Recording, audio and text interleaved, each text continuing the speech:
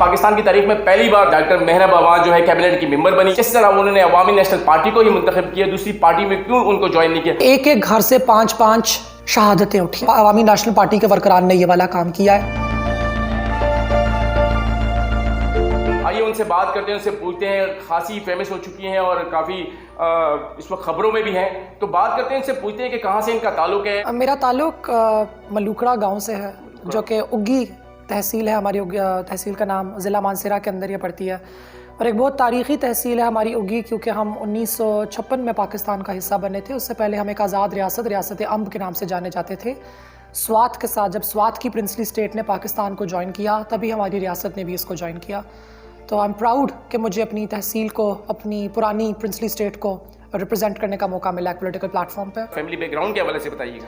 میرے والد صاحب ڈاکٹر ہیں, اور ایک ٹرم استعمال کی جاتی ہے ہاؤس وائف. مجھے ٹرم پسند نہیں ہے تو اپنی والدہ کے لیے استعمال نہیں کروں گی, میں انہیں ڈومیسٹک انجینئر بولوں گی. اچھا. کیونکہ مجھے لگتا ہے ہاؤس وائف سے آپ کو لگتا ہے کہ گھر میں عورت کچھ بھی نہیں کر رہی, جبکہ حقیقی طور پہ گھر کی جو خاتون خانہ ہوتی ہیں, جو میری والدہ ہیں, وہی سب کچھ پلمبنگ, انجینئرنگ, ٹیکنیکل کام بھی وہی سنبھال رہی ہوتی ہیں.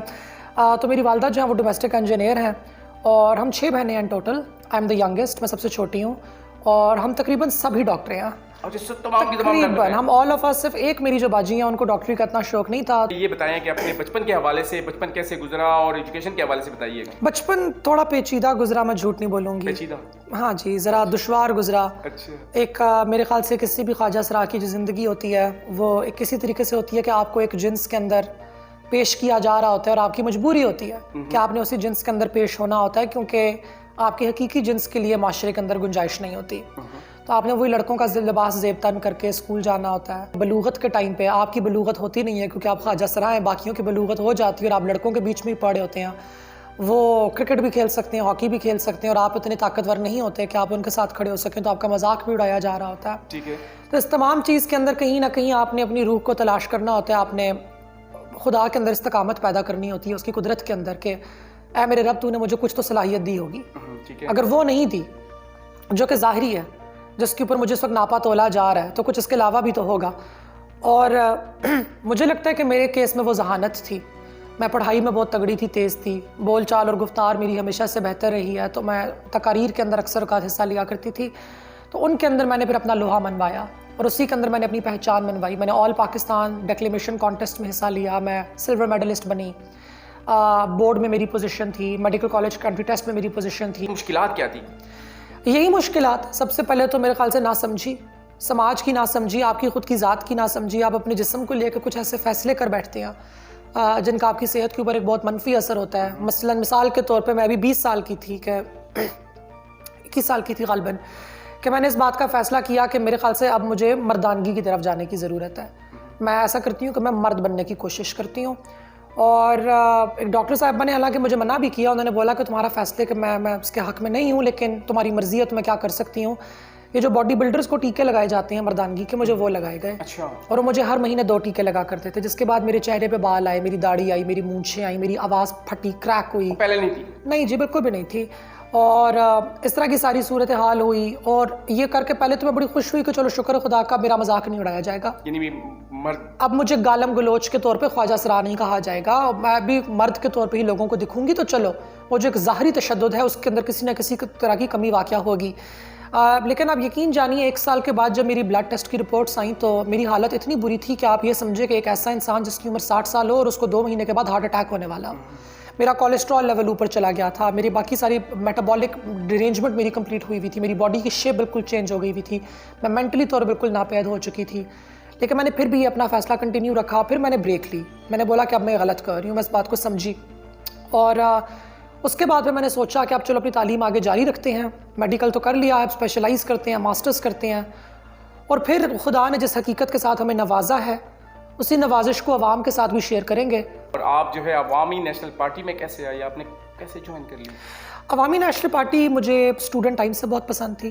2008 سے 2013 جب میں میڈیکل کالج کی اسٹوڈنٹ تھی, اسی زمانے میں عوامی نیشنل پارٹی کی بھی حکومت تھی. جن کی جتنی بھی حکمت عملی ہے وہ میری نظروں کے سامنے سے گزری ہے.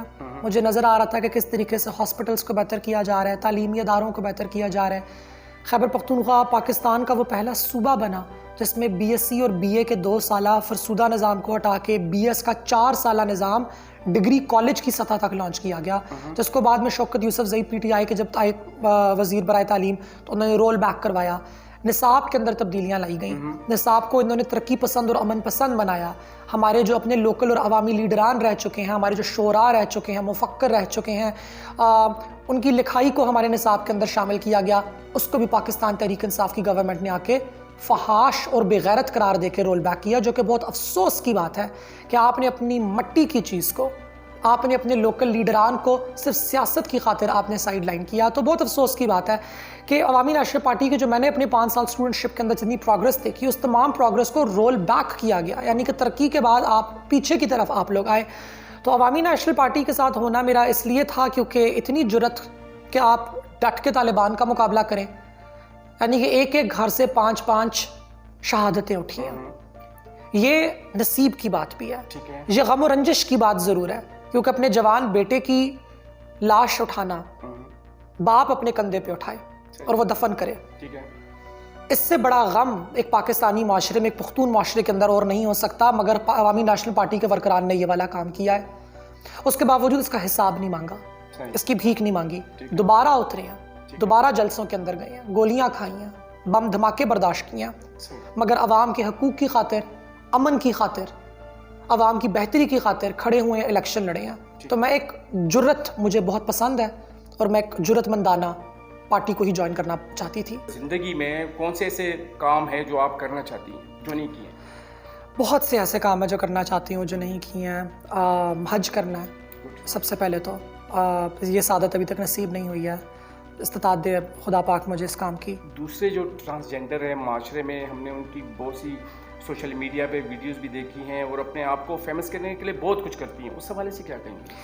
دیکھیں انفارچونیٹلی آج کل کے ہمارے معاشرے کا زمانہ ہی ہمارا یہ چلا ہوا ہے کہ ہر کوئی تماش بین ہے، اور ہم سے یہ امید کی جاتی ہے کہ ہم بھی تماشا لگائیں گے، اور خواجہ سراؤں کی تو پرفارمنس انڈسٹری کو کہا ہی تماشا لائن کہا جاتا ہے۔ اکثر اوقات آپ نے ایک جملے پہ غور کیجیے گا، خواجہ سراؤں کا آپ انٹرویو لے رہے ہو نا تو وہ پہلا جو ہے بولتی ہیں میں جب اس فیلڈ میں آئی، تو انہوں نے جنس کو ہی فیلڈ بنا دیا۔ ٹھیک ہے، تو آپ جب چھوٹی عمر میں گھر سے بے دخل ہوتے ہو اور آپ ڈیروں پہ پہنچتے ہو تو آپ کو یہ لگتا ہے کہ وہ میرا جنس، یعنی کہ میری جو حقیقت ہے، میرا تشخص، میری جبلت جو ہے جس کو میں پہچاننا چاہتی ہوں، وہ منسوب ہی ناچنے کے ساتھ یا جسم فروشی کے ساتھ ہے۔ تو میں تو بھی چھوٹی سی تھی، میں نے جب یہ جملہ پہلی دفعہ سنا تو مجھے تبھی سے انکار ہو گیا۔ میری بہت ایک نقادی دماغ ہے میرا، میں نا بالکل ایک اپنی ہی ڈائریکشن میں ایک اپوزٹ طریقے سے چلتی ہوں، یہ دنیا یوں جا رہی ہوتی ہے، میں یوں جا رہی ہوتی ہوں اکثر اوقات، اور یہ اچھی بات ہے، یہ کرنا اس کا فائدہ بھی ہے بہت زیادہ، بیکاز اکثر اوقات majority means that all the stupid people are on one side. اس کے علاوہ ہم نے انہیں کوئی موقع پرووائڈ ہی نہیں کیا کسی طریقے سے، تو پھر وہ اسی شعبے کے اندر ایکسلنس پیدا کرنے کی کوشش کری ہیں۔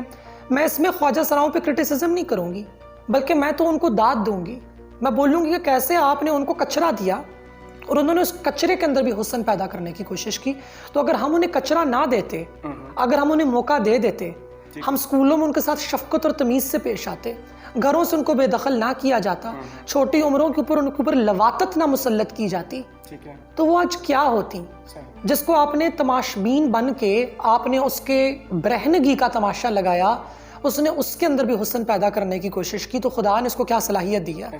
تو میں اس کو یوں دیکھتی ہوں۔ کس اس میں فیلڈ میں آپ نے کام کیا ہے یا کر رہی ہیں؟